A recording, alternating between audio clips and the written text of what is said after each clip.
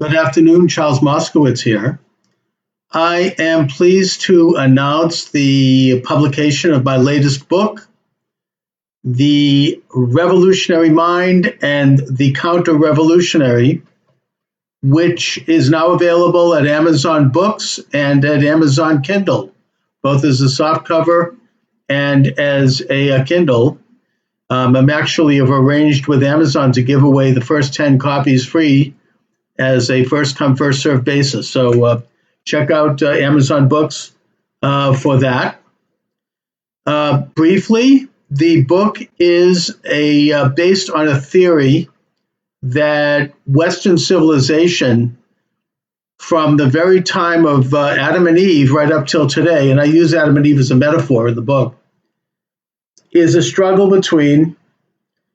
the revolutionary and the counter-revolutionary, and that the revolutionary is the establishment, always has been, and yet the revolutionary establishment markets itself as counter-revolutionary,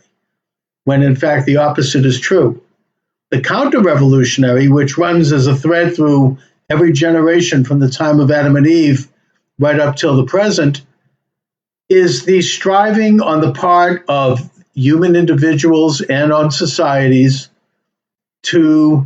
be free, to become aware of natural rights and then to exercise those rights. The counter-revolutionary is one that sets up institutions of government to protect rights, to protect freedoms, so that we can then experience the maximum amount of individual freedom and thus create, invent, and control to a highest degree possible our own lives and our own destinies. And that's what's led to genuine human progress. And yet we encounter in every generation what I identify as a conspiracy, and I stand by that, of revolutionaries posing as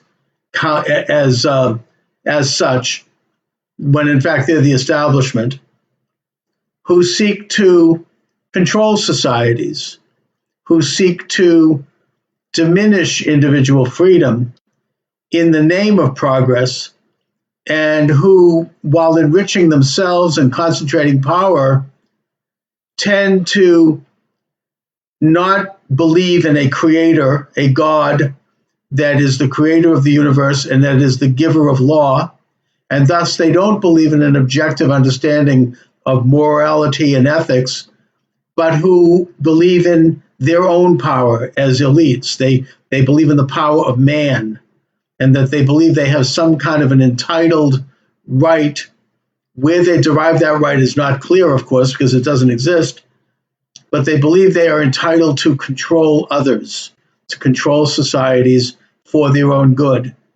And they justify that in their own minds, and in the process, they invent and establish their own moralities to fit their agenda, which is control, and which ultimately is this utopian dream of world control. And so my book goes through the generations, starting with the very first generation, and how this idea corrupted every generation, and how this corruption, these oligarchs, these elites,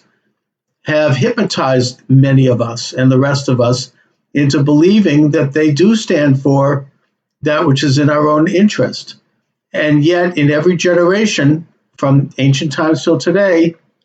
there are enough people who do wake up from this and who realize that self-interest and belief in a God, and that we are limited as human beings, that we're imperfect,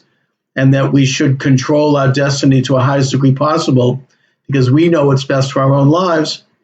that this has also countered the revolutionary force that continues to grip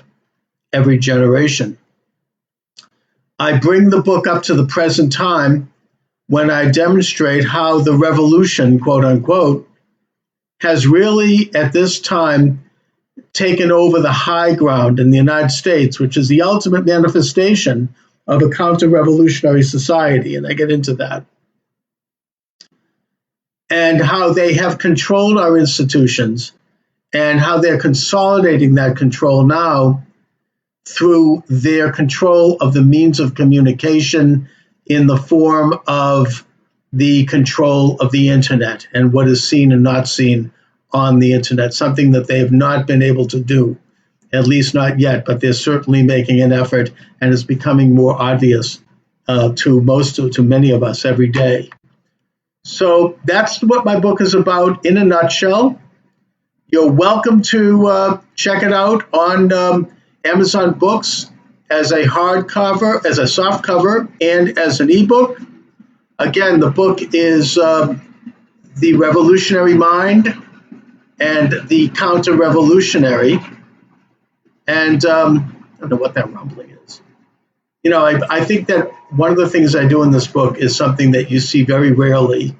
and that is that I look at the psychology of the revolutionary, of the left, which is usually not the case because there are libraries of books about the psychology, quote unquote, of people, the rest of us, people who are not on the left. Anyway, thanks for watching, everyone, and have a great afternoon.